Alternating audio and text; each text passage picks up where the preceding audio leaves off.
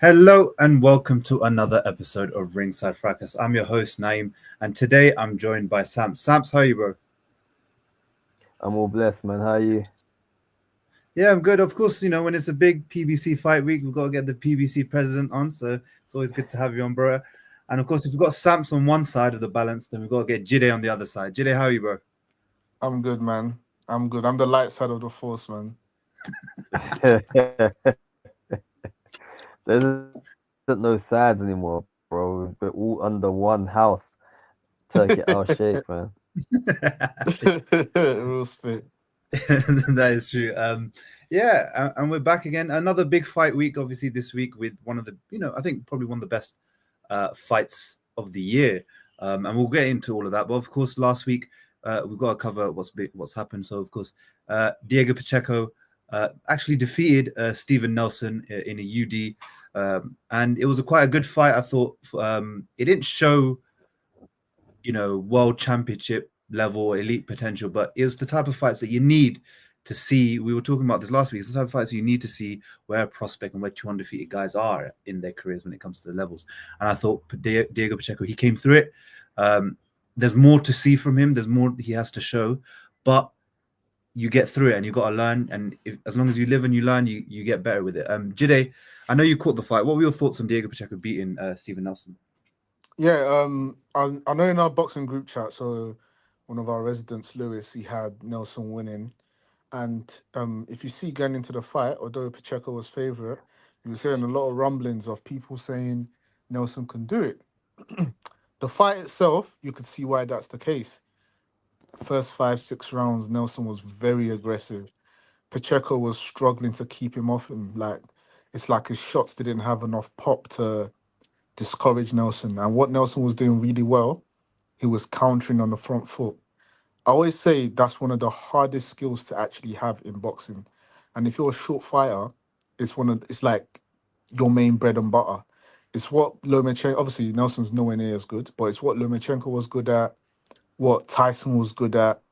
Usyk, obviously, we see him is fucking excellent at it. Like all these guys that are smaller, you need to be very good, especially if you're aggressive, countering on the front foot, and that's what Nelson was doing early. And you just see him taking a lot of the early rounds, in my opinion. Pacheco was still doing his work well. Like I always say, this was a very competitive fight, in my opinion.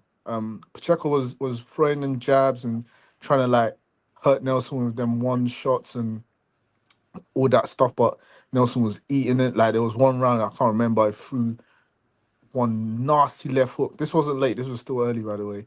And Nelson just ate it. And I feel like Pacheco just thought, okay, yeah, this might go the distance because this guy is just eating my shots. I feel like where the fight changed was the seventh round, and that was the best round of the fight for Pacheco by far. He was just landing beautiful shots, man. He hurt Nelson. He threw beautiful uppercuts. His shots were crisp. It was just, bruh, like Nelson's blood went on him. It was just beautiful work from Pacheco, and that's the potential. That's what Pacheco can bring to the table, in my opinion. If he puts that sort of round together more consistently, then he'll be the threat that I think he can be in 168. But the problem with him is, especially if you've seen this fight, there was too far. It was too far, and like he wasn't doing it enough. He wasn't stepping on the gas. But yeah, the later rounds, in my opinion, Pacheco was the throwing the better shots, was the cleaner fighter, and yeah, it went 12 rounds. So like I said, the tail of the fight for me was Nelson early, mid rounds Pacheco, and then late Pacheco. Going forward in the sort of fights I want to see Pacheco in, I don't know if I'm ready to say he's ready for the top names at 168. Um, I think, I think, like, because I'm gonna look at it and say, can he beat Canelo? And my problem is, I know Nelson and Canelo fight completely different. Nelson's also 5'10", so he does have a bit more reach than a 5'8" Canelo. But it was the fact that Pacheco was getting caught on the front foot counters. And another guy that's really good at that is Canelo. Canelo don't have the foot speed, we know that. But if you're in Canelo's win house and you throw a lazy jab like Pacheco did, or throw a lazy right hand, he will catch Pacheco. He will hurt him. And being 6'4" at 168, I don't think your punch resistance is going to be that great. Again, I don't know because we haven't really seen it. It looked good in this fight, but I just don't know if we'll be able to take shots from a Canelo. So that's my only thing. I think it was a very good fight. It was a good litmus test, but it also showed me that Pacheco, in my opinion, isn't fully ready for that to be crowned the number one at 168 yet to take those sort of fights. But yeah, that's my assessment. Yeah, it's the same thing I was kind of agreeing with. Is like with these type of fights, you need to see where prospects at, and these are the type of fights I'll bring out. It's easy to go in, for example, when Pacheco fights a Selecki and blast him out with a body shot, or Jack Cullen, which does really nothing for him other than get a highlight reel knockout and put a bit more confidence in. But these are the type of fights where you've got a guy in Nelson who's a real dog. He knows how to box, he knows how to be crafty, and he's not there to lose. He's there to take whatever you have from you. And I think he's shown, like you say, he's shown glimpses, but he does show that he needs more work to do. And I think I'll be very surprised if he doesn't win a world title at some point in his career. He's 23. We've seen lesser fighters do it, and if he's well, he can definitely win a world title. And speaking of that, the next thing for him, I mean, that division's a bit weird, isn't it? With Canelo's division, where Canelo's kind of got all three belts. Then you've got the IBF belt with Vladimir, with William Skull, the Cuban. No one really knows about, and then everyone else is kind of, there's no really top contender. You've got the Christian, the Edgar Belangas, you've got the Jaime Munguia who just got knocked out. Can Diego Pacheco really shove himself into that mix and maybe do something there? With the age, of course, like he's got age on him, and you've got a lot of guys that are probably get on a bit. So yeah, no, for sure, like he's a prospect. We're gonna have to wait and see. Really, I don't really want to take too much from what we've had so far. Yeah, I think the one thing I was going to say was, if the Canelo fight, because Canelo, I know he wants to fight in May again. If they come calling in May, take the fight, because you're not going to get that opportunity again. The amount of money that you're going to get is big. The chance to get three titles as well, and then also, we saw what happened with Belanga and Munguia after they fought Canelo. Like, they got more props from it. They got more exposure, and more people started to watch their fights because they actually went for it against Canelo.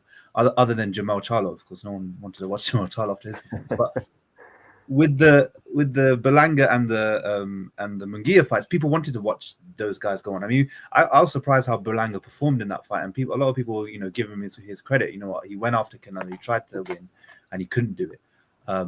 That's the thing. What you're saying, spot on. Because with Canelo, you can literally be the best loser, and your stocks can rise from it. Yeah, it seems like even having a go and making competitive is as good as a W, because everyone, you're right, has picked up after that, like, and they pushed on with their careers. No one's dropped stocks. But to be fair, we are getting to that stage now where we can finally say that we're really over that hill of the undefeated fighter, like where we care more about mixing it up than anything else. Yeah. So for sure. Yeah, and I think another big fight that they should be looking at, whether it's this year or next year, is Pacheco versus Belanga. It's such an easy fight to make because they're both matched, but they're both big names, but in their respective areas. And also Mexico versus Puerto Rico. That's so easy to sell in those areas because you can just sell a country versus country fight like that with especially those guys and how tribal they can get. The scope is there for Pacheco to make a lot of money, but also be in big fights. And actually, him versus Belanga will be quite interesting because I'm not sure who wins that one. I think that would be quite a well-matched fight between the two of them. So, who do you think, Sam, would win that fight if you had to pick? Today? Yeah. I might go Belanga. Jide? Yeah, same. Just on experience. Fez, yeah. I'm not sure because Belanga's very hot and cold. It's like, no, Pacheco's more talented, 100%. But experience plays a heavy part. Experience, man. Like I said, this fight, you saw Nelson like confuse him early with all the veteran tricks, and obviously with a bit more seasoning, then I would 100% take Pacheco. But I'm just right now experienced. I'm taking Belanga. That's just it. Yeah, I hope they make that fight. I think I'd have to just edge it to Pacheco. I think he win that fight. Well, I don't think he would knock him out or anything, but I think he can definitely win that fight. But let's see, because I think for Pacheco, like 23 at that weight, at with what's in front of him and the backing he's getting from Eddie Hearn. There's a lot on the there's a lot for him going for him. So let's see what he does. The whole point of these fights is they're development fights as well. You're meant to learn from it. So let's hope he learns from it, because if he gets better, then we might have something on our hands. Right now, I'm just not convinced he's elite. He's good, and not everyone has to be elite, but yeah, facts. But yeah, speaking of two, that was a great fight, and I think we need more undefeated fighters fighting each other. And speaking of, next week we've got probably one of the biggest fights, not biggest, probably one of the best fights of the year. David Benavidez versus David Morrell. They were both meant to fight each other at the super middleweight. Now they're both fighting each other at light heavyweight after making their debuts. I mean, this is what a fight this is. Probably, like I said, this is one of the best fights we can get. This is a top fight, undefeated versus undefeated, both in the prime of their careers. They didn't need to take this fight because, let's be real, they could go on to make a lot of money from their careers and be undefeated and whatnot against whoever. They decided, screw it, we're free, let's fight each other, and they're getting it on sooner rather than later. PBC delivered, Sams. They delivered. Biggest fight of the year. I'm joking, man. But yeah, no, it is a great fight. Like it's one that we didn't think we was gonna see, and we're getting. So we should be more than that. We should give him the props that we deserve. But again, I think I'm as much as you guys like to run the PBC narrative. I'm saying it's just a turn in boxing. It's a turn. The page has turned. So where the page has turned now, we're at the point where you have to make these fights. Otherwise, you're gonna die. It's make them or die. If you don't get the fights, your establishment as a broadcaster is gonna go. That as a promoter, you're gonna go because everyone's gonna jump ship and go where the money is, and over there, guess what's happening? The best fights are being made. We're seeing undefeated, so you have to. Yeah, I mean, this fight kind of had to happen because it's one of those. We were in the era previously where you had fights that take 5 or 6 years to happen, and this one was kind of talked about for like a year and a half or 2 years, and really there was nowhere else for both to go because they're both in the light heavyweight division. Benavidez and Bivol are fighting again in February. They might fight again if Bivol wins. They might fight a trilogy again, so all the belts will be tied up there. And there's not really. I don't like, though.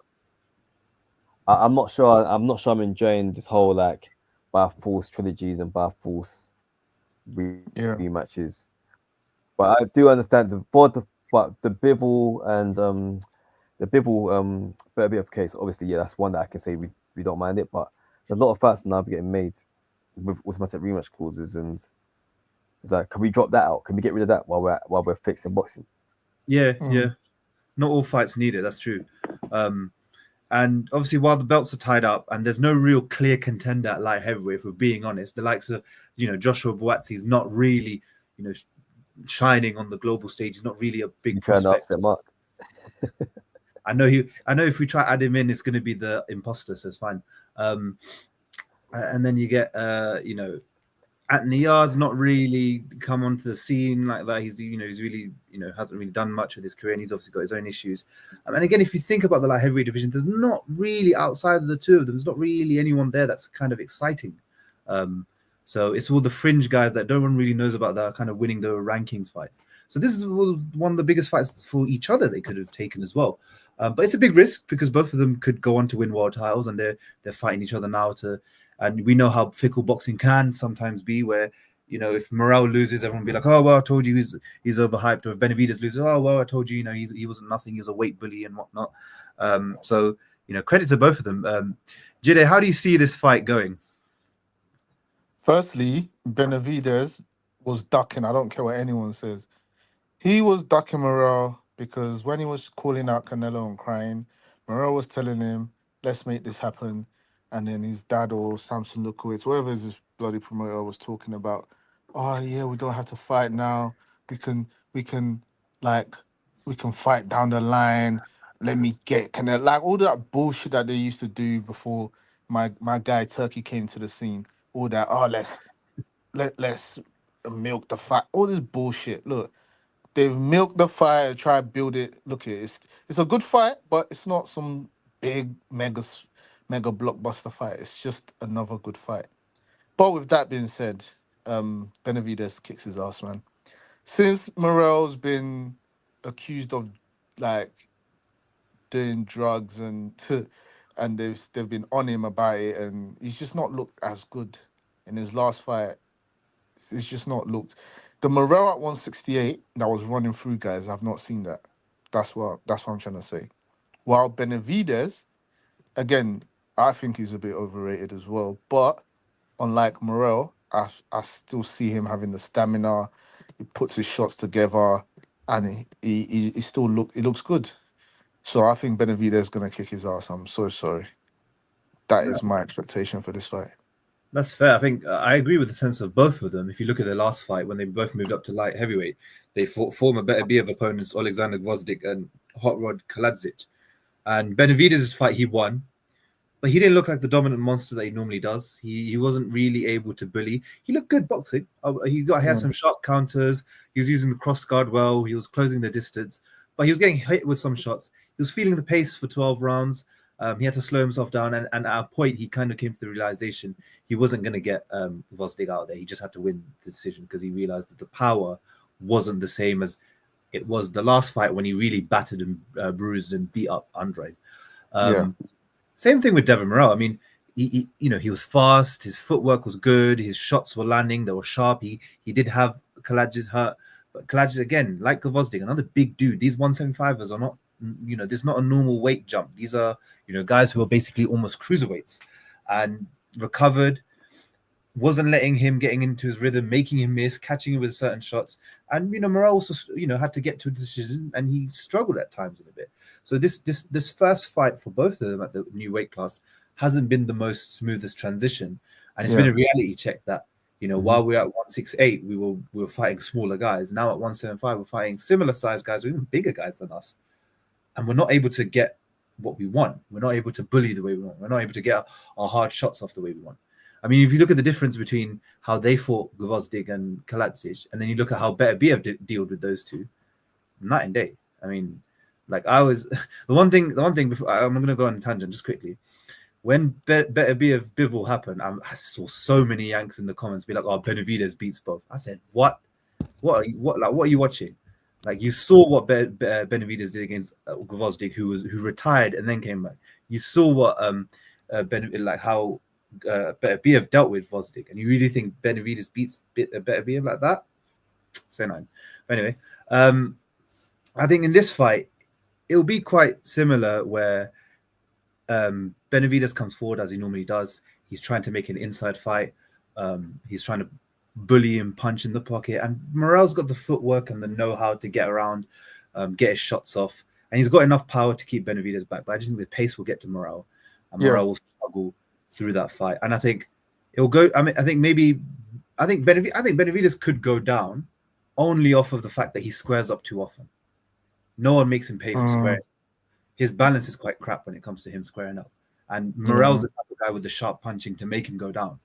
But I can see Morrell taking a knee when the punches are getting too much, when he's getting bullied too much. He's not finding the angles and the exit to get out because Benavidez is just throwing the combinations too fluidly. But I can see Morrell toughing it out and being able to get to a decision, like similar to how Caleb Plant did. Because people forget, one thing that Benavidez struggled with, of course, was the ref. I think it was it Harvey Dock who kept getting involved when they were clinching, and he shouldn't have, but he kept breaking them. So giving Caleb Plant the space to get out. But I think Morrell will be tough enough just to get to a decision. But Benavidez will show the difference in the experience, the levels, and what you have to do when you're at this place. And I think Morrell will get a reality check in terms of there's still more to work on. Samps, what's your thoughts on how everything pans out? No, I think it's going to be competitive for the first couple rounds.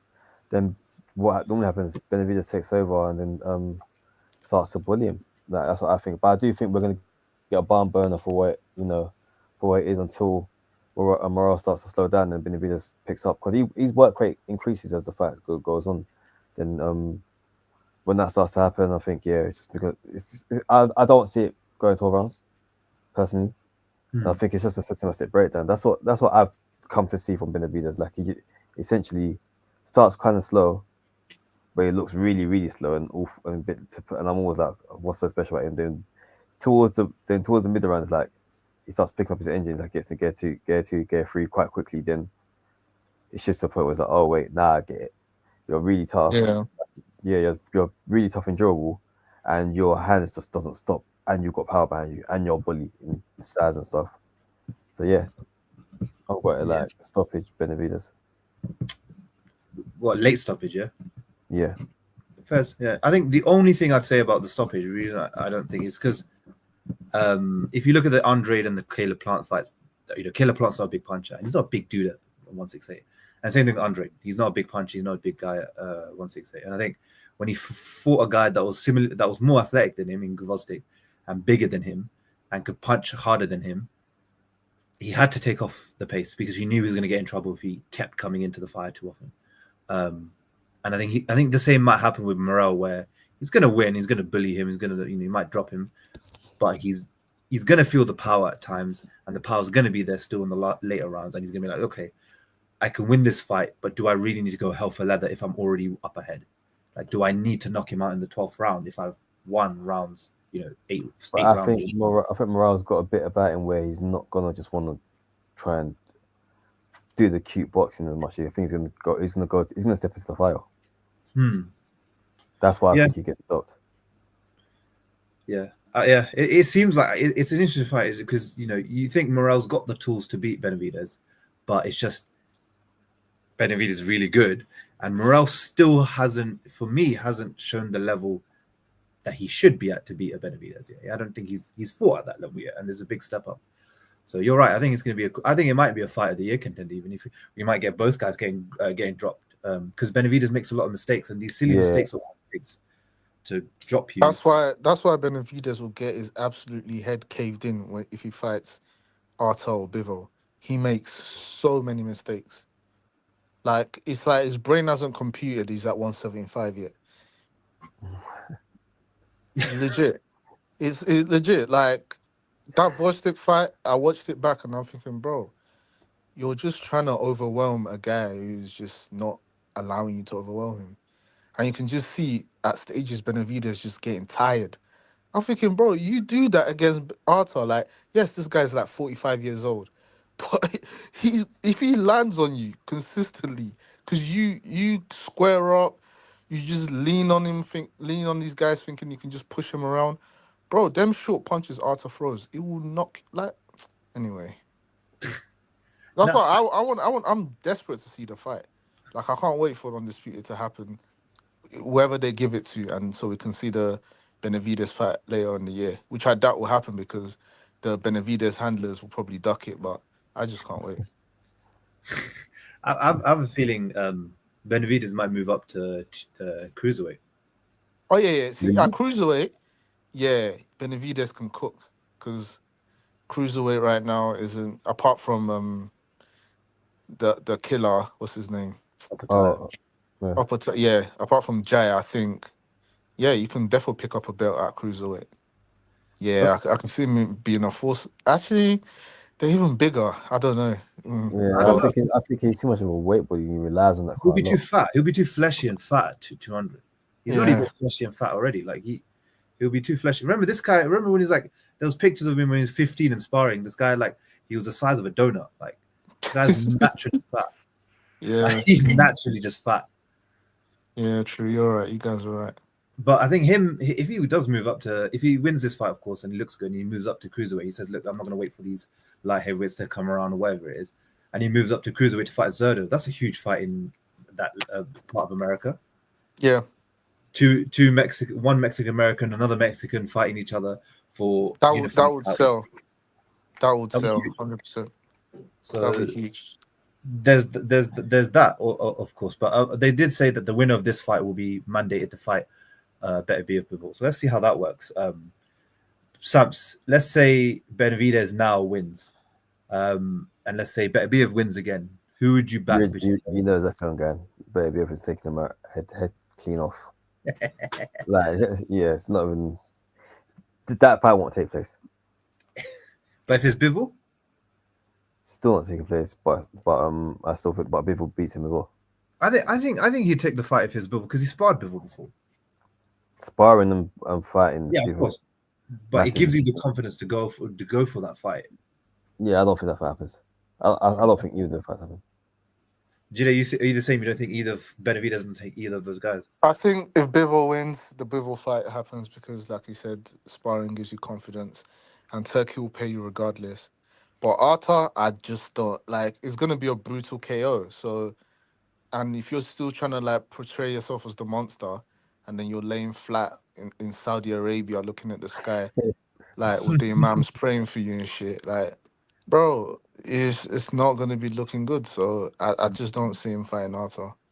But he's lucky because Arthur's moving up anyway. So Are we sure? No one's sure that he's moving up. if I'm him, I retire. I don't know why he wants to fight on that 41. I'd say move up to fight He's Badu Jack. retired. But anyways, so yeah, if Arthur can get out of the way, then yeah, I see a Leave Bivol it on fight. Bivol and go home. It's done.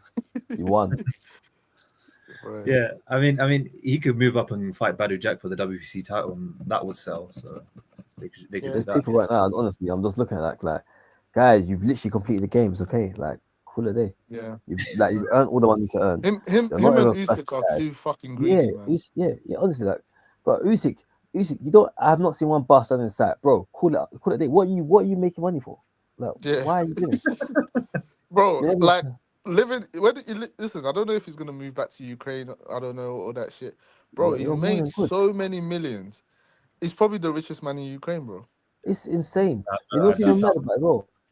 We know. Have you realized yeah that like, especially taking Usyk into account, yeah, we're talking about back-to-back AJ fights, back-to-back Fury fights. No one's actually talked about how much money he's made. We always talk about, oh yeah, this purse for AJ, this purse for Fury, but bro, Usyk must have made a killing. Yeah. He's definitely made over 100 million easy. Yeah. Like bro, the exchange rate is working in your favor massively. Just call it a day. It's done. Bro, that's Generational what I'm wealth. saying. Game Fam. complete. Times two. Fam. He's not obviously he loves the challenge, but fucking hell, man. Give the Fight other for wealth, guys a man. chance, man. Go and be a dad. Do something else. Innit? go see your son. What was it then? Black belt Judo. or brown Yeah. judo. Go do that, man. Like let the new generation have the belts, man. This guy, bro, it's annoying out here just beating everyone up. I know what they say as well, man. You stay around long enough, you end up turning to a villain. Like that's not, and that's the truth. Like you hang around too long. Like look at once upon a time, poster boy AJ that half our group chat loved. Now everyone's turning on him. Like just stay now. that boy is still traumatized, boy. He let him That's down. that's why he's doing what's it called, MMA now.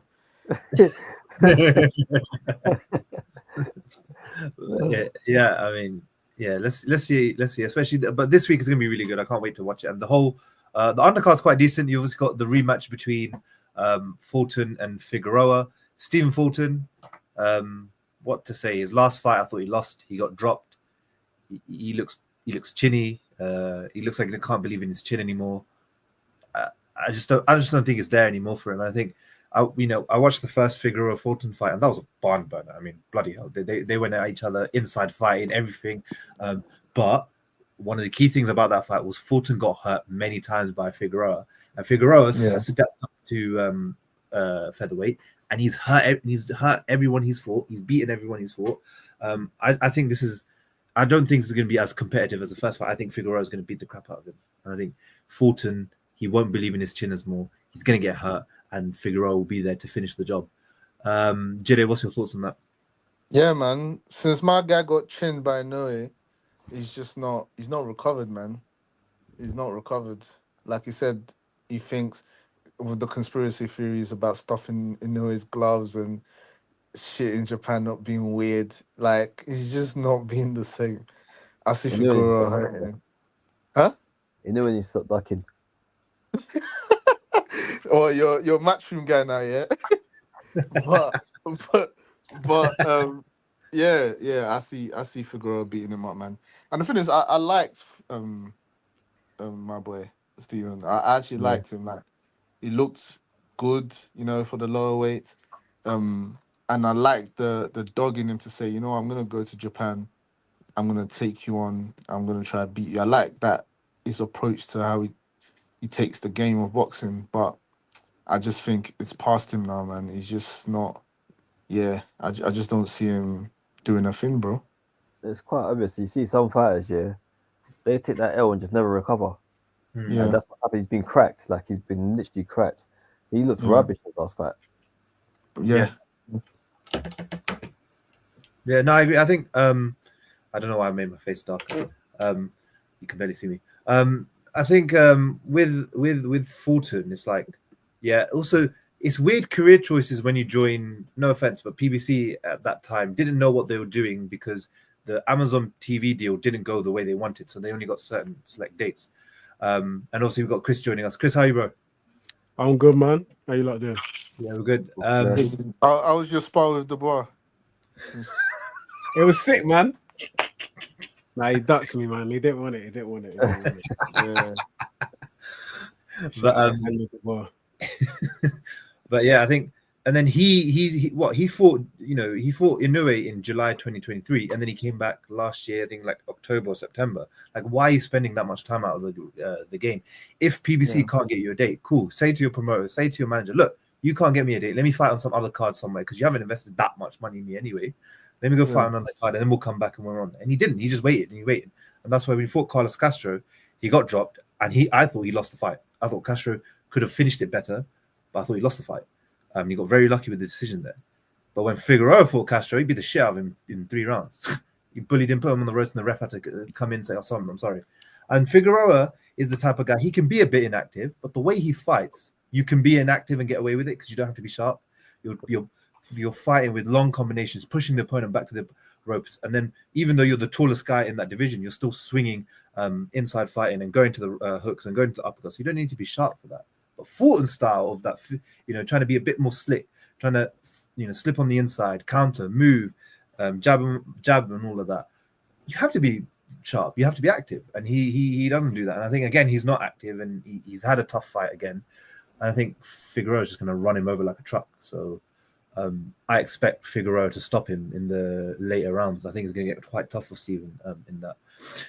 Chris. I'll just circle back to your thoughts on Benavidez and Morrell and who you think is going to win. I think for me, common sense just says Benavidez. I think since moving up, they both haven't looked the greatest. Obviously, Benavidez fought the better opponent in Gvozdyk, but I don't know. Morrell just didn't look that powerful at the weight.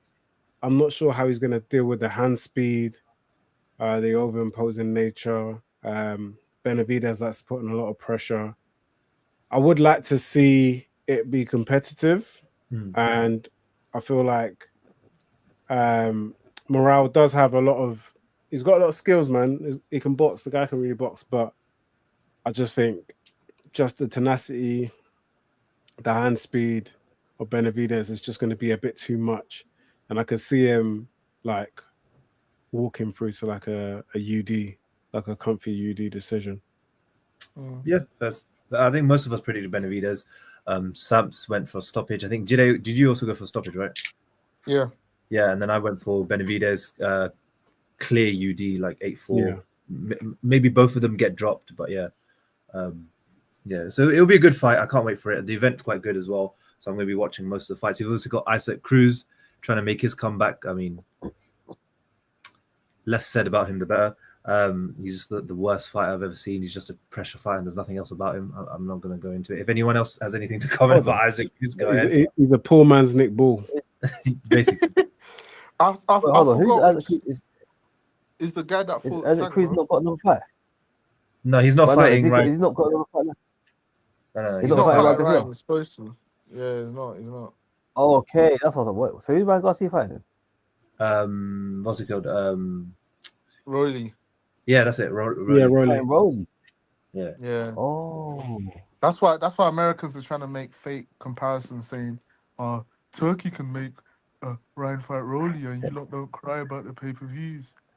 Shut up, man. Firstly, Isaac Cruz ducked, and secondly, the pay-per-view's like $25, bro. Like, bro, them man are so like I've never seen a group of people embrace oppression because of tribalism. Like, a man is offering fights that you'd actually pay $80 for $25, and you're crying. It makes no sense to me. But anyways, Yeah, so Isaac Cruz, less said the better. I think he's going to win. He's probably going to knock out the other guy, Angel Fierro, because Fierro is this, basically another Mexican. It's not a derogatory. That's not a derogatory term. It's how they fight. No, that's derogatory, bro. It's not a derogatory term. It's like, no, it's calm, man. It's calm. right, it's how he fights. It's just how he fights. There's nothing special about it. It's not like he's a special Yeah. Mexican fight. He's just a typical Mexican. Yeah, You go to a bar, you fight him. They're tough. They come forward. yeah. Got a bit of power, and obviously Isaac Cruz is going to be the more athletic, more stronger. He's just going to win. He's going to probably run him over, and then everybody be like, "Oh, he's back on the." No, he's not. He's got shameless, man. He's shameless. He's just waiting for a tank fight because it's on the table for him. That's literally what it is. He got outboxed by Valenzuela. Like, just leave it there. Yeah.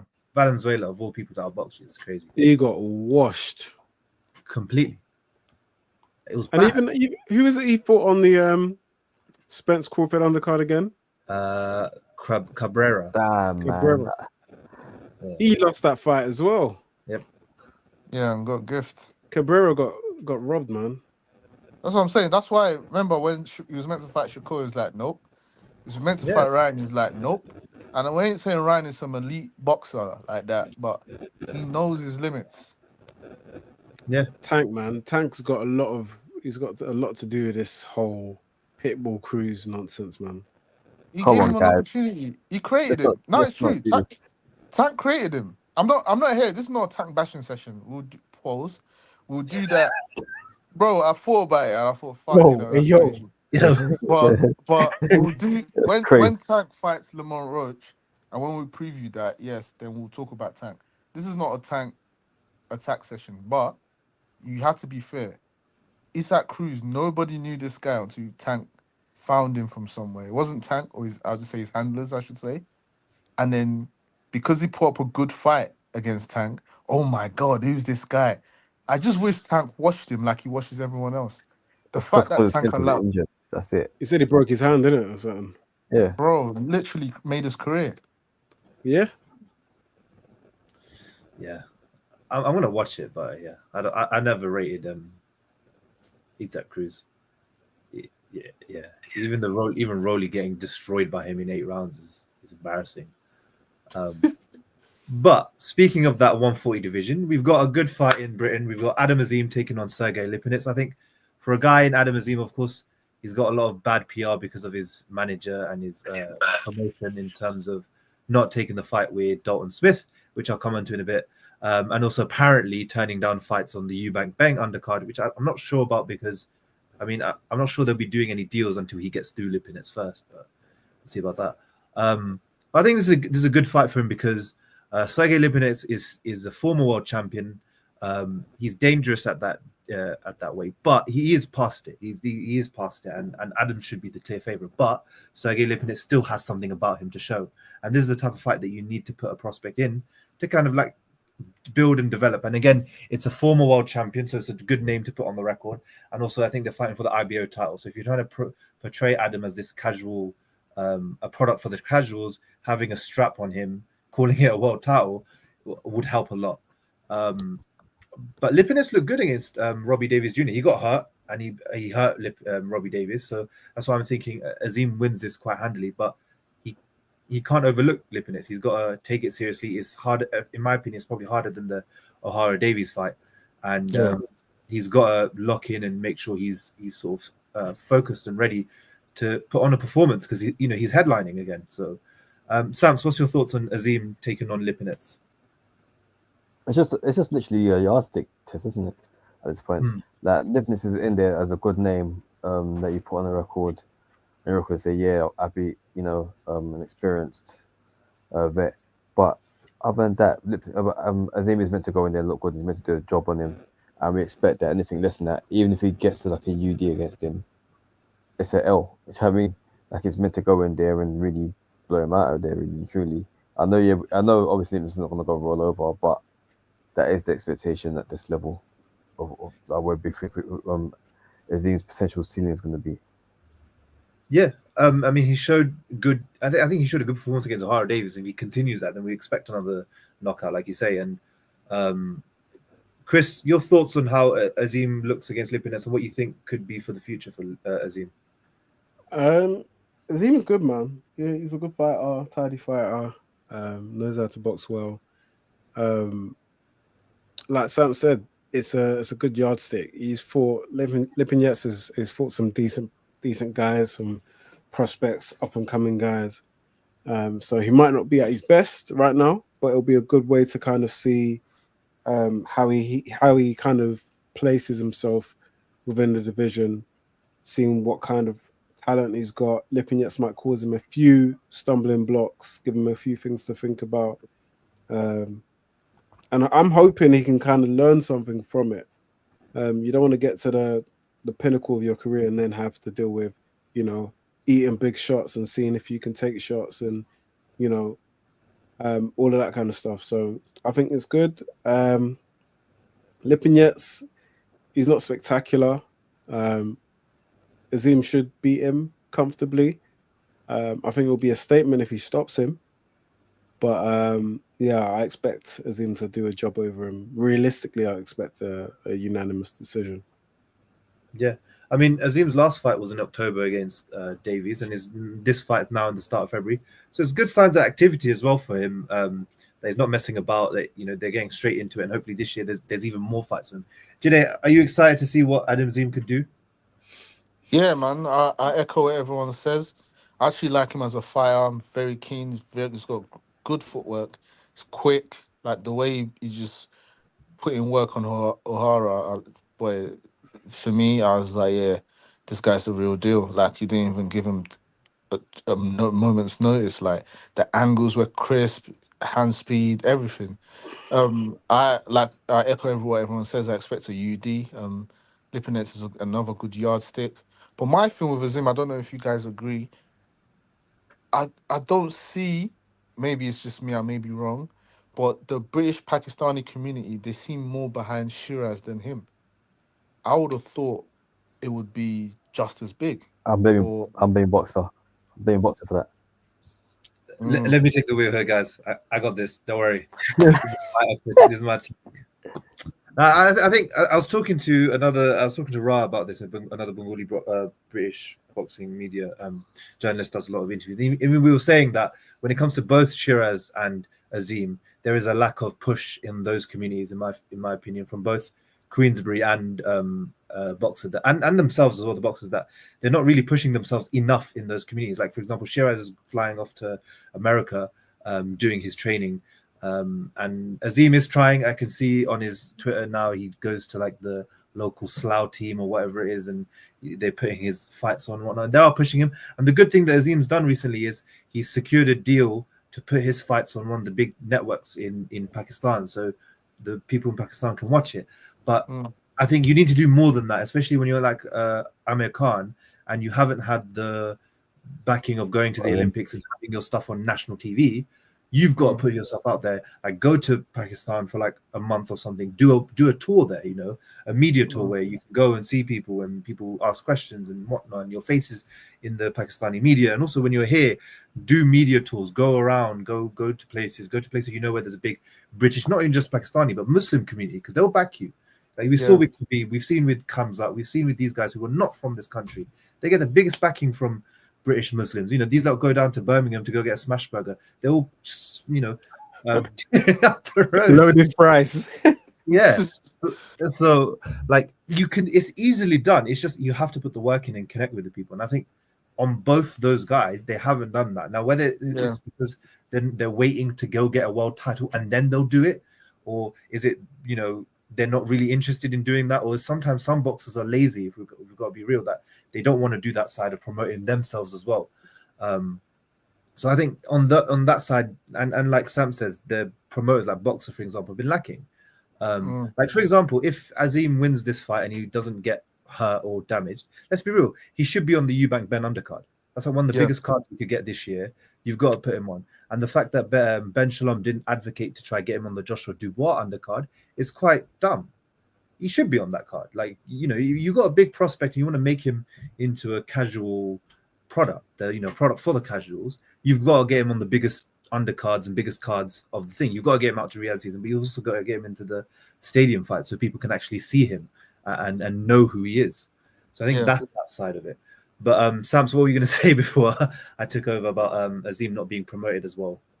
Yeah, no, much about what you said, to be fair. Chris, anything you want to add other than the smash burgers? Cuss me, bro.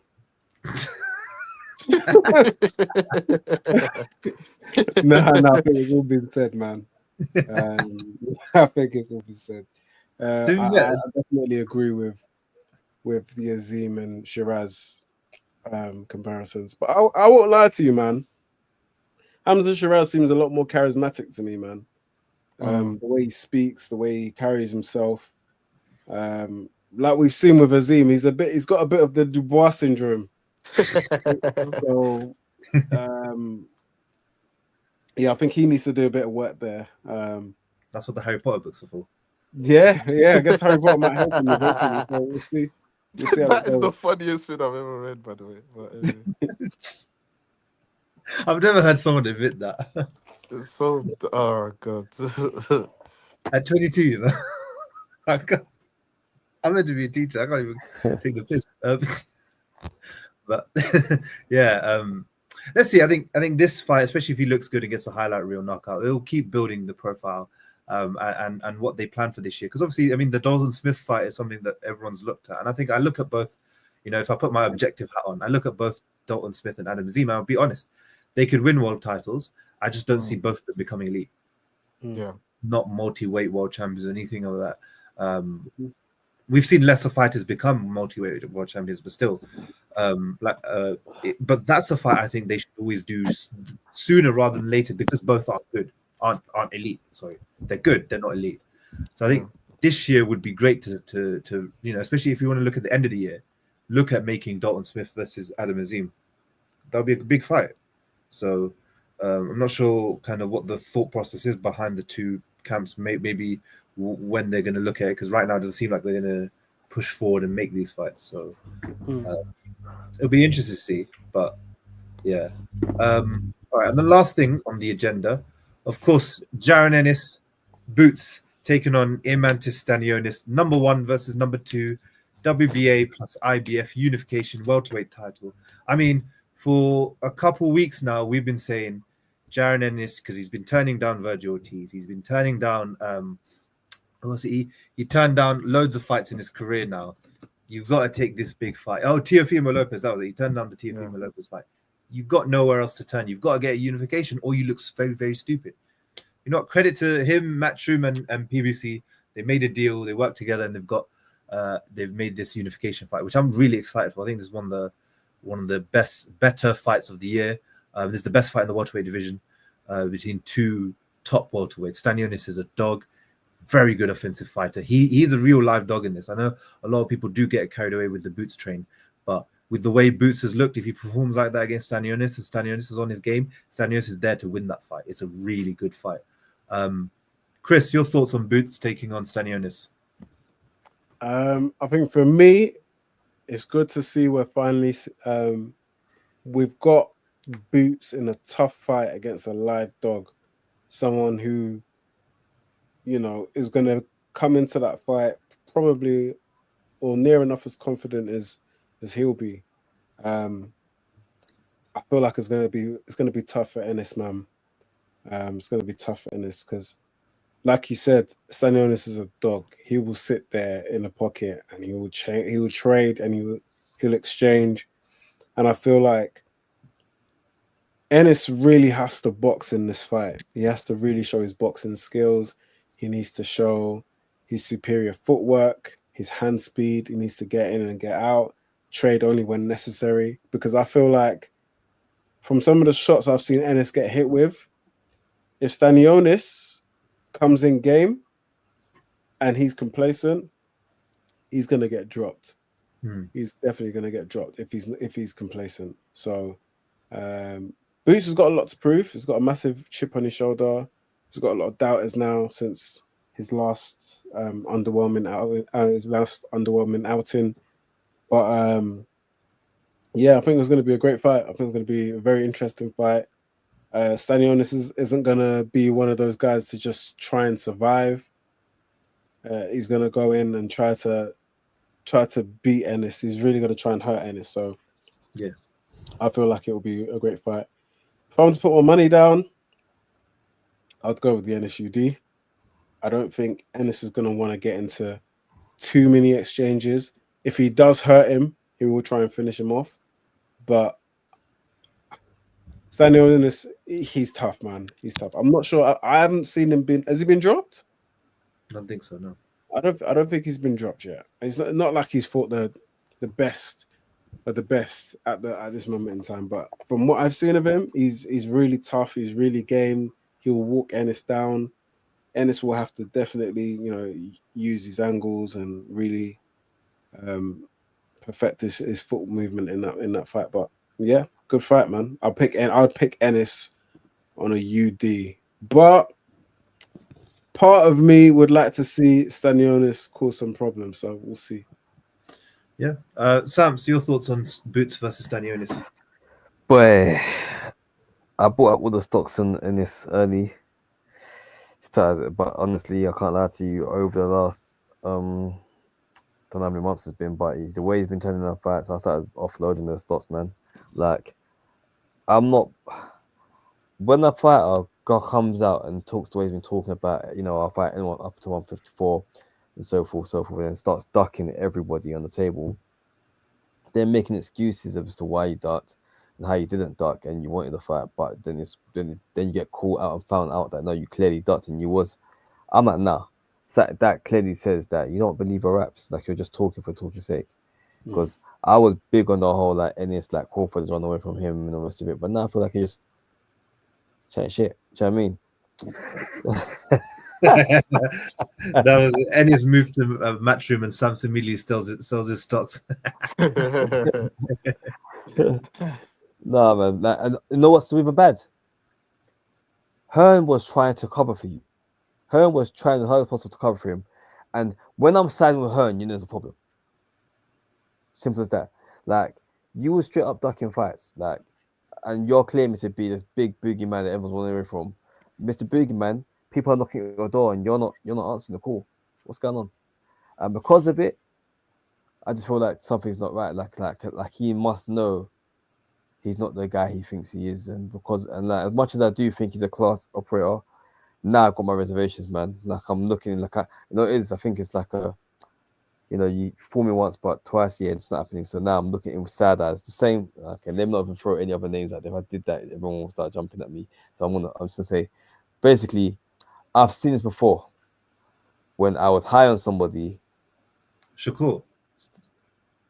No, what's Shakur? Shakur's still that guy.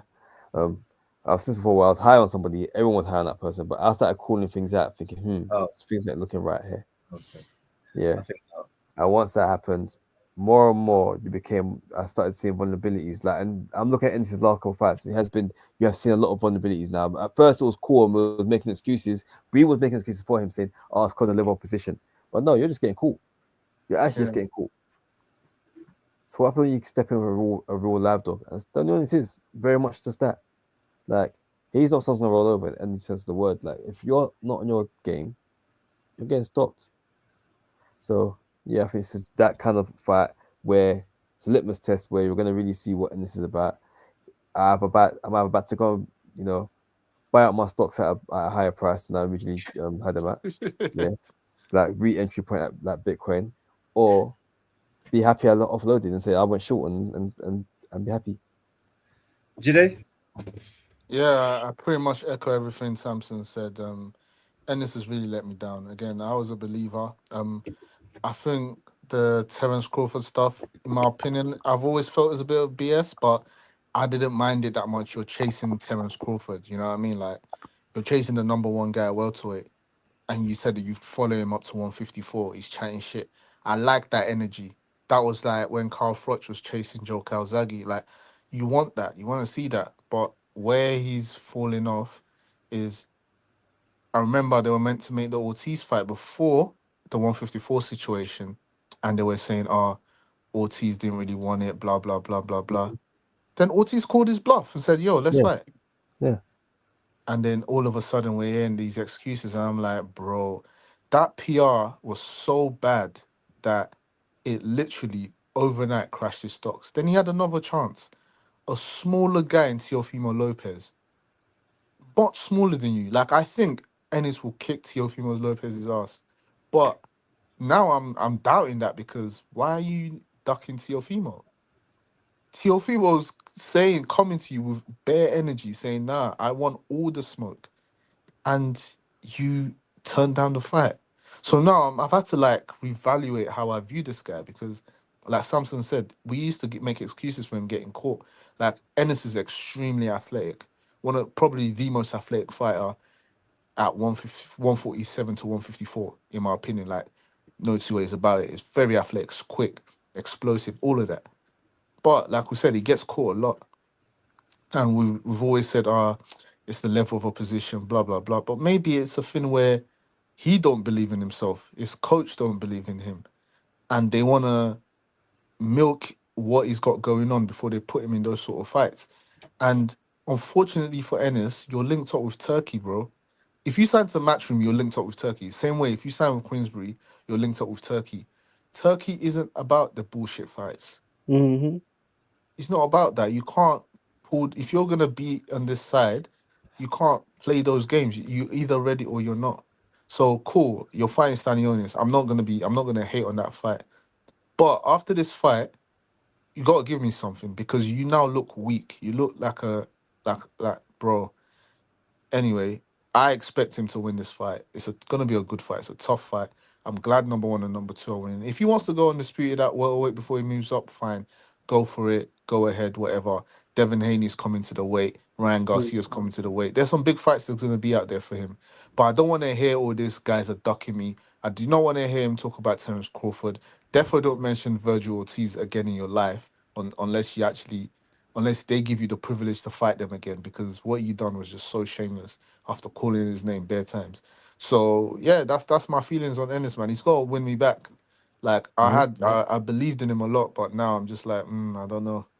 He ruined my whole agenda. I was running an agenda with him, saying, "Yeah, like Crawford's ducking. He knows what time it is," and he just destroyed it. Like horrible work, man.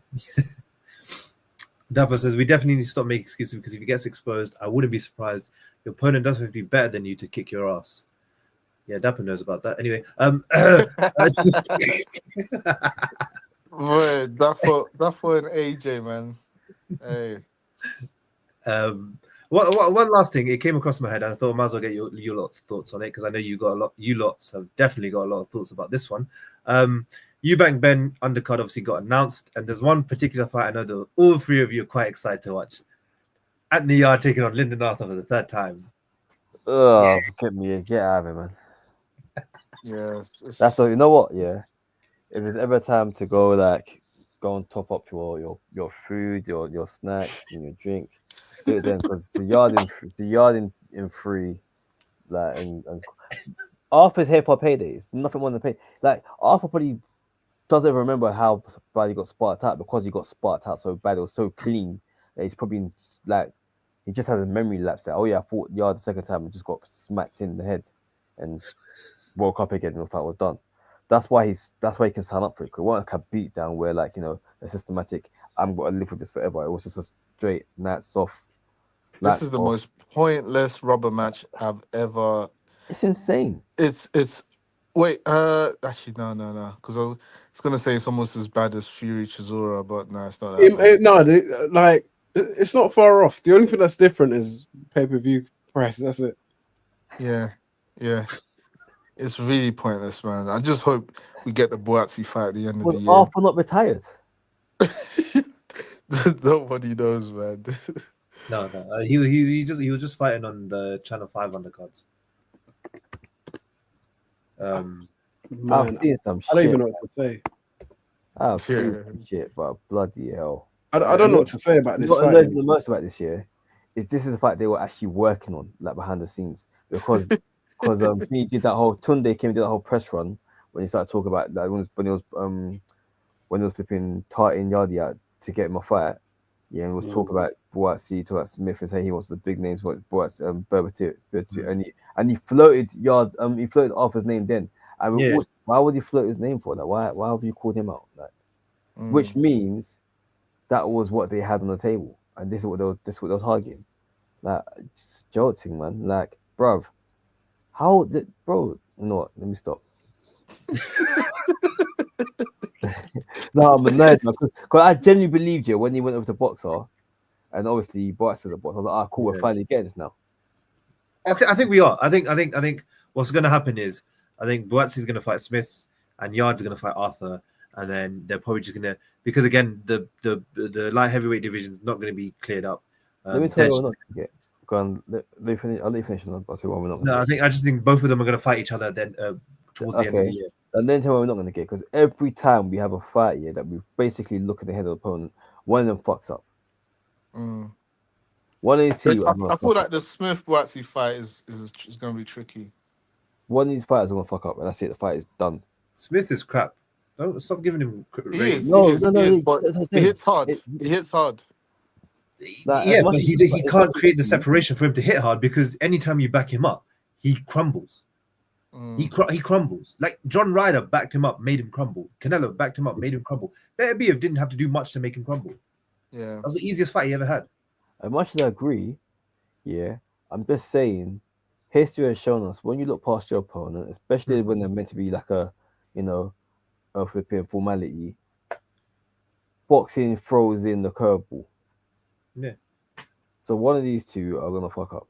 They almost did it for Yard in his last fight. That journeyman really stuck it on him. So, like it could go left either way. I just think you're talking inactivity as well. Like, it's just a joke, man. What's the point? What was I gonna say? Yeah, let's see. Garcia Haney, you lot gotta watch out, because you lot are planning all these trilogy fights. But hey, Rolly and Jose Ramirez might have something ready for you lot to derail with that. Like, all these guys aren't coming in here to roll over. It's gonna save Haney's ass. Listen, Haney, he's in big trouble. He needs to beat up Garcia. Like, he can't even just like outpoint him. He has to beat up Garcia. That's the only way he gets his stocks back. And he's not going to do that. He won't do that. And yeah, that's what I'm saying. He won't do that. That's why it's peaked. He might get knocked out again. Yeah, I genuinely think he's going to. At 147 as well. You know what the problem is? Yeah, when someone has dealt with you in the way he got dealt with, mentally it's so hard to overcome that. You need so much confidence and resilience. And the thing is, he doesn't even have that equalizer. He doesn't have that power. He's got power. There you go. You got someone who can hit you at will. Lack of power is one of over again. Joke. He also lack of power is one of the biggest weaknesses you can have. He'll struggle with confidence and mental composure in there, because once those punches start flying again, I can see him losing his composure and not keeping his shape. Bro, he couldn't see the punches. That's the worst thing. He couldn't see them. Because you look at a lot of fighters and you think if all else fails, there's a chance that they've got that right hand with that left hook that's gonna equalize the whole fight. And you got Haney. Look at Haney, bro. Yeah, he ain't got that.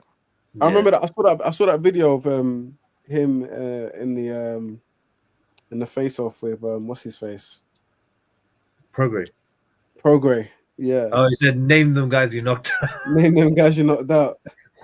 And he busts out laughing. Because he knows he can't knock out anyone. How can you start laughing when man said name the guys you knocked out? He hurt Prograis quite a lot of times in that fight. Yeah, but I never felt like he was gonna stop him. No, but he hurt him, and he made Prograis shell up a lot in that fight. Yeah, I think this fight against Ramirez is quite suited for him, because Ramirez is very crap against movers. I need to look at his biomechanics, because I don't know why he doesn't punch that hard. I don't know what it is. So Devin Haney, if you need someone to like improve the punching power, we got Chris. Shout us, man. He deadlifts 300 plus. He took us to Ben. He took us to Ben. Ben just got AJ knocked out, bruv. And today. I'll be to ringside, bro. So, honestly, within the four of us, we'll deal with him, bro. Haley don't need us. He's got Conte behind him, man. He's blessed. He's also got Tunde as well. Conte is done, bro. Even that's not working for him, bro. When you're on snack and you still ain't got power, bro. That's it in, crazy. Man. Still, yeah. Pack it in. Hey, but see, if you're on snack and you can't beat Kenneth Smith, long day. Pack it in. He's got to knock him out. He's got to knock him out. Because what you doing? If you're on snack and you're not knocking man out, it don't make no sense to me, bro. All that money, bro. All them supplements. we're not saying nothing. We're not accusing nothing. We're just saying. Nah, I said supplement. I didn't say no illegal supplements. Just supplements, innit? I don't know what Victor Conte supplements they got here, but they got some supplements still. That was it. Haney needs to eat better. He does, man. He does, seriously. He needs everything, boy. Do you think they eat like that? Like how like do you think Americans eat like this? No, they've all got the private chefs that make all these like very nutritious meals that I'm asparagus, sure, 2 chicken breasts. Yeah. Yeah.